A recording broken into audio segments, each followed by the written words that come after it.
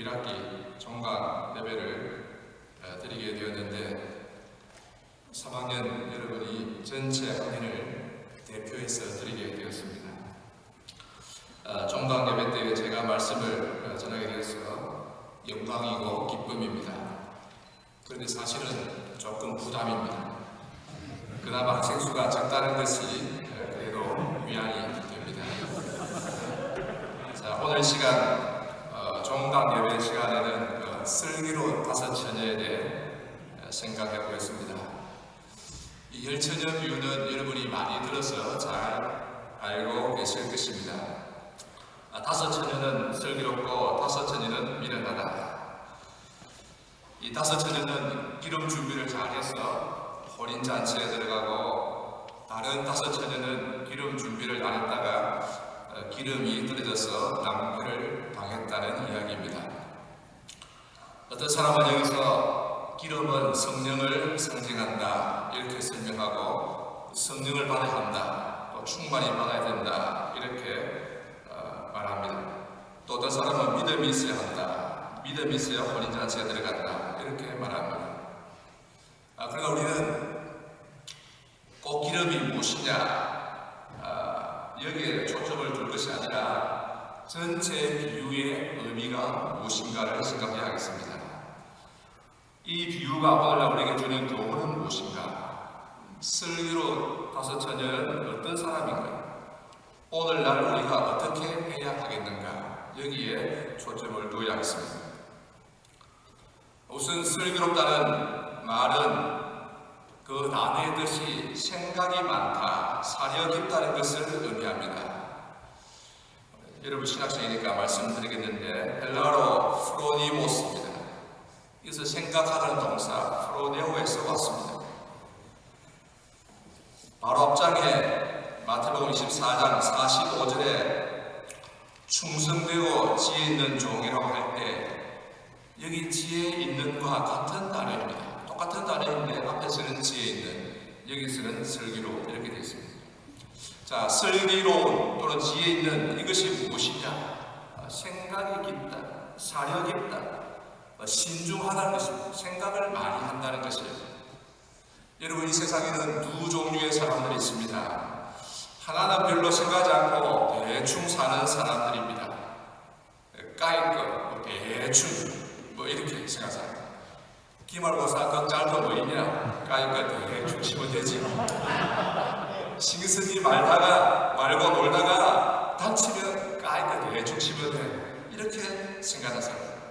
매사에 생각 없이 대충 사는 사람들, 덤벙대는 사람들, 미래를 대비하지 않고 그냥 하루하루 편하게 사는 사람들, 이런 사람들은 교육자로서 곤란하고 사실은 신앙인으로서도 곤란합니다. 미련한 다섯 처녀는 별 걱정 없이 지냈습니다. 저녁이 되면 신랑이 올 건데 뭘 걱정하느냐? 좀 늦더라도 8시, 9시 되면 오겠지. 너무 걱정하지 마. 다 잘 될 거야. 그러면서 룰루랄라 합니다. 화장하고 맵시 되는데 신경을 씁니다. 그러나 슬기로운 다섯 처녀는 다릅니다. 일생일대의 중요한 결혼식을 앞두고 생각이 많습니다. 신랑이 늦게 오면 어쩌지? 비라도 오면 어떡하지? 폭우가 쏟아지면 어떡해? 마차가 오다가 고장이 나면 어떡하지? 밤늦게 도착하면 혹등불에 기름이 모자랄지도 몰라. 그래서 기름을 따로 또 준비했습니다. 참 촌스럽습니다. 한 손에는 등불, 다른 한 손에는 기름병.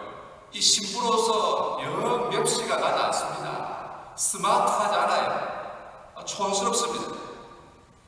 그러나 이처럼 생각이 많은 사람이 슬기로운 사람이라고 칭찬받고 있습니다. 둘째로 슬기로운 처녀는 미리 준비한 사람입니다. 본문 10절에 준비하였던 자들은 함께 혼인잔치에 들어가고, 준비하였던 자들, 이들이 혼인잔치에 들어갔다, 복받았다 하는 것입니다. 그 이들이 지혜롭다, 슬기롭다고 말합니다. 따라서 이 열처녀 비유의 핵심은 준비가 되겠습니다. 핵심되는 판단은 준비입니다. 준비를 잘해야 됩니다. 준비를 잘해야 혼인잔치에 들어가고 복을 받는다 하는 것입니다. 그러면 무슨 준비일까요? 이 비유에서는 기름 준비입니다. 기름을 넉넉히 준비한 처녀들은 신랑이 올 때에 등불을 들고 혼인잔치에 무사히 들어갔다. 근데 생각해보면은 미련한 5 처녀들도 기름을 준비했습니다. 준비 안 한 게 아니에요. 나름대로 준비했습니다. 왜냐하면 이 등에 기름을 넣는 통이 있잖아요. 밑에 큰 통이 있습니다. 거기에 기름을 넣었습니다. 그러니까 미련한 5 처녀들도 등에 기름통에 기름을 넣었는데 여기에 가득 넣으면 충분하다고 생각한 것입니다. 신랑이 저녁에 도착할 건데 혹 무슨 일이 있어 좀 늦어진다 할지라도 저녁 7시, 8시경에는 도착하겠지. 늦어도 9시경에는 도착하겠지. 설령 무슨 사고가 있다고 할지라도 저녁 10시경에는 도착하겠지. 기름통에 기름을 가득 넣었으니 이 정도면 충분해, 이렇게 생각을 한 것입니다. 나름대로 기름을 준비하고 만약의 경우에 대비했습니다.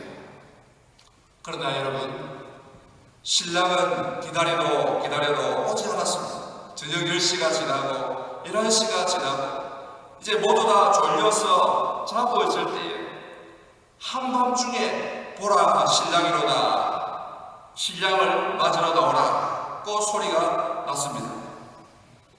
졸다가 일어나서 보니 5 처녀들의 등불은 기름이 다 떨어져서 가물가물 꺼져갑니다. 큰일 났다. 기름은 다 떨어지고 등불은 꺼져간다.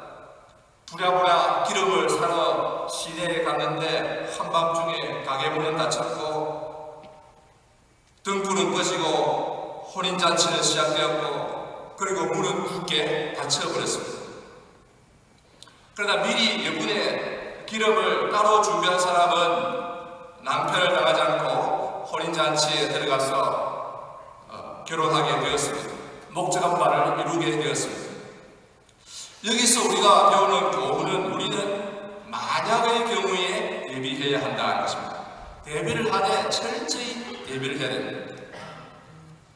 사람들은 내게 이만하면 됐겠지 하면서 안일하게 생각합니다. 1997년에 IMF 위기가 닥쳤습니다. 그때 수많은 기업이 무너졌습니다. 대기업도 무너졌습니다. 은행들도 많이 무너지고 사라졌습니다. 왜 무너졌느냐? 다들 나름대로 위기에 대응한다고 준비는 했습니다. 은행에 다니는 사람들이 얼마나 똑똑합니까? 당시에는 최고의 수재들이 가는 곳이 은행입니다. 지금도 그렇지만은. 그러니까 다들 좋은 대학 나오고 머리 똑똑한 사람들이 위기에 대비를 했습니다. 그러나 IMF처럼 아주 특별한 위기는 생각하지 못한 것입니다. 예상치 못한 위기까지 대비를 해야 하는데 그러지를 못했습니다. 그래서 많은 기업이 무너지고 은행이 파산하고 낭패를 당하고 말았습니다. 결국 머리는 똑똑한데 미련한 5 처녀가 되고 말았습니다. 이번에 코로나 바이러스 사태로 온 세계가 우왕좌왕 쩔쩔매는데 특별히 미국과 유럽 같은 선진국들도 꼼짝 못하고 당했습니다. 이 마스크가 없어서 낭패를 당했습니다. 진단키트가 없어서 검사를 못하고 심지어 진단키트를 어렵사리고 했는데 이 면봉이 없어서 검사를 못한다고 했습니다. 아주 작은 것, 하찮은 것이지만 준비를 하지 않고 있다가 낭패를 당한 것입니다. 아무리 핵무기를 가지고 있고 최첨단 미사일을 가지고 있고 뭐 달나라도 가고 화성에도 가고 하지만 이 마스크와 면봉, 방호복을 준비하지 않고 있다가 낭패를 당한 것입니다. 그러면 우리는 어떻게 해야 하겠는가? 어떻게 하는 것이 지혜인가? 본문 13절에 예수님이 말씀하고 있습니다. 13절에 그런 깨어 있을 너희는 그 날과 그 때를 알지 못하느니라. 깨어있으라. 이것이 이 비유 전체의 결론입니다. 우리가 해야 할 일이 무엇인가? 예수님 한마디로 깨어있으라. 우리가 깨어있어야 한다. 예수님이 언제 다시 오실지 모른다는 것을 생각하고 늘 그 예수님을 생각하고 조심스럽게 술 취하지 아니하고 방탕하지 아니하고 절제하고 조심스럽게 행해야 한다는 것을 말합니다. 이 깨어있으라고 할 때 밀접히 연결되는 이 말은 기도하라입니다. 깨어있어 기도하라. 마태복음 26장 41절에 시험에 들지 않게 깨어있어 기도하라. 우리는 기도함으로 하나님과 연결되고 또 하나님을 생각하게 됩니다. 늘 하나님의 뜻을 생각하고 하나님 앞에서 행하게 됩니다. 따라서 마지막 때가 될수록 말세가 될수록 우리는 기도를 힘써야 하겠습니다. 여러분, 공부보다도 더 중요한 것이 기도예요. 여러분이 졸업하고 목회할 때는 늘 교회에 가서 기도하는 것으로 시간을 보내십시오. 뭐 딴 거 아닙니다. 아침으로 새벽으로 기도하고 저녁에도 기도하고 오후에도 기도하고. 교역자에게는 기도가 일입니다. 기도가 사역이고 기도가 업무입니다. 시간표에 기도라고 적어놓고 그렇게 하십시오. 목회는 기도로 하는 것이지 신학으로 하는 것이 아닙니다. 여러분, 설교는 하나님의 말씀을 전하는 것이지 신학을 전하는 것이 아닙니다. 신학교가 신학을 전하는 거예요. 그래서 졸업생 중에는 신학을 잘 알수록 설교를 잘 못하는 그런 기이한 현상이 일어나고 있습니다. 여러분이 신학교에 다닐 때 신학을 잘 배워서 그것이 뼈대가 되고 배경이 되어야 됩니다. 그러나 설교는 말씀을 전하는 겁니다. 그리고 목회는 기도로 하는 것입니다. 그 다음에 깨어있으라와 관련된 말은 충성됨입니다. 착하고 충성된 종은 주인의 뜻을 따라 성실하게 자기에게 맡겨진 일을 행하는 사람입니다. 주인이 맡긴 일을 성실하게 잘 합니다. 주인이 멀리 떠나 있더라도 항상 주인이 가까이에서 보고 있다는 것을 보고 있는 것처럼 생각하고 성실하게 맡겨진 종들을 관리하고 재산을 잘 관리하는 이런 사람이 깨어있는 종입니다. 이번에 코로나 사태를 맞이해서도 이 착하고 충성된 학생은 자기 일을 성실하게 잘 하는 사람입니다. 학교에 가지 않고 집에 있더라도 자기가 해야 할 일이 무엇인가를 생각하고 누가 보든지 보지 않든지 성실하게 하는 사람, 이런 사람이 착하고 충성된 학생입니다. 이런 사람이 깨어있는 사람이고 슬기로운 다섯 처녀와 같은 사람입니다. 그러면 악하고 게으른 학생은 어떤 사람이냐? 오늘날 강의를 듣지 않고도 들은 것처럼 꾸미는 사람, 강의 틀어놓고 딴짓하는 사람, 그래놓고는 교수님이 이번 강의 오늘부터 잘 들었습니다. 너무 좋았습니다. 구체적인 내용이 없어요. 결국 사람을 속이고 하나님을 속이는 것입니다. 그 핵심은 뭔가 하면은 악하고 게으른 것입니다.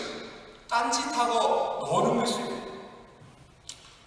여러분, 슬기로운 다섯 처녀는 꼭 머리가 좋은 사람이 아닙니다. 뭐 좋을 수 있지만 꼭 머리가 좋은 사람이 아니에요. IQ가 높은 사람이 아닙니다.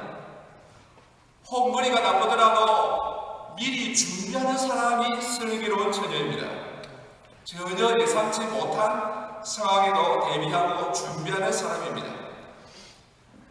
그러나 의외로 준비하지 않는 사람들이 참 많습니다. 많은 목사님들이 보면은 평생에 열심히 교회를 위해서 봉사합니다. 주일 예배와 수요 예배와 새벽 기도회와 성경 공부와 제자 훈련, 신방 등등 눈코 뜰 새 없이 평생을 달려와서 은퇴하게 됩니다.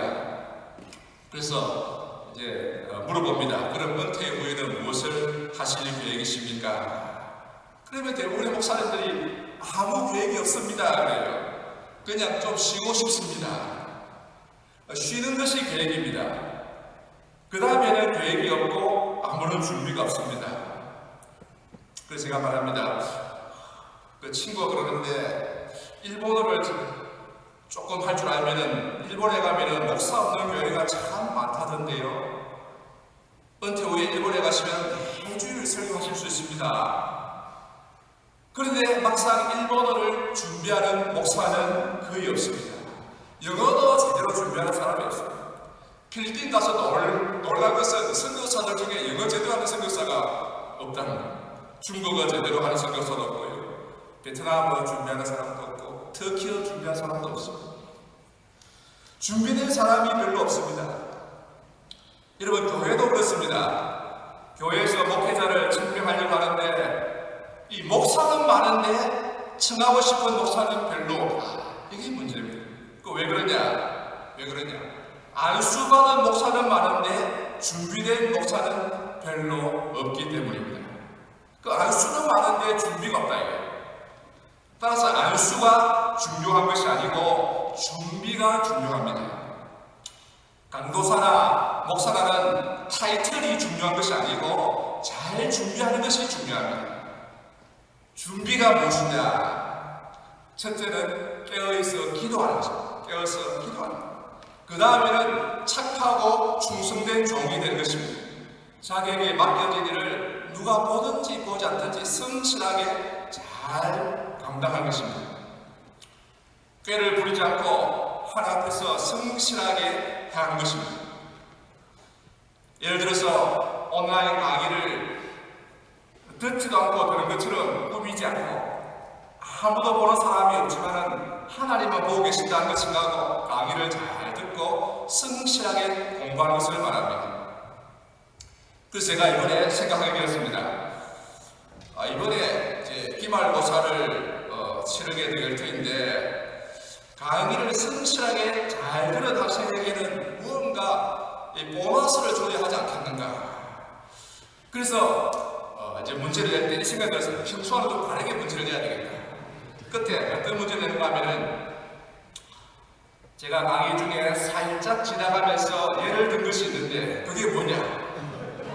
책에도 없고 강의에도 없고 오직 강의 중에만 살짝 한 말이 있는데 그게 뭐냐 적으시오.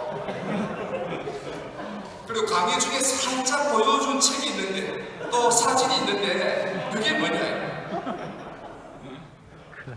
이름하여 그 성실성 테스트. 이게 참 성실. 착하고 충성된 학생은 보너스를 받고 강의를 듣지 않고도 들은 것처럼 국민 학생은 슬피 울며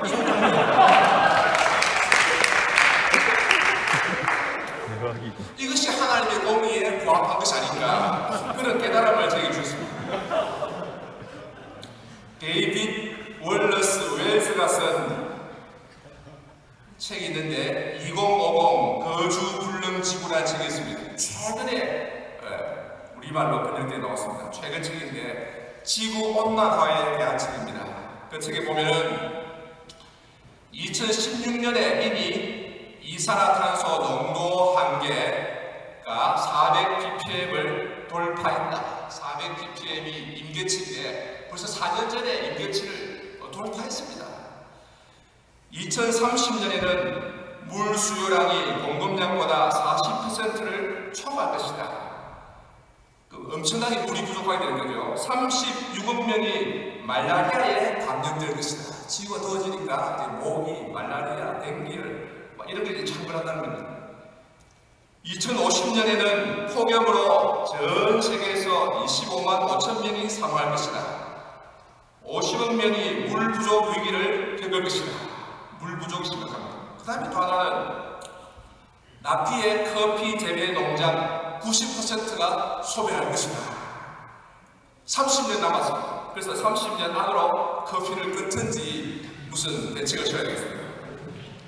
2080년에는 전 세계 식량 생산 지역이 영구적 가뭄에 직면하게 될 것이다. 기근이 온다는 것입니다. 2100년에는 평균 기온이 4도씩 상승할 것이다. 전 세계 인구의 절반이 살인적 폭염에 노출될 것이다.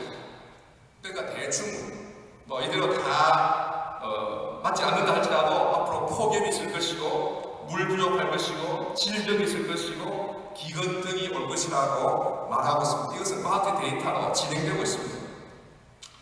예수님은 세상 마지막 때에 여러 징조들이 있을 것을 말씀하셨습니다.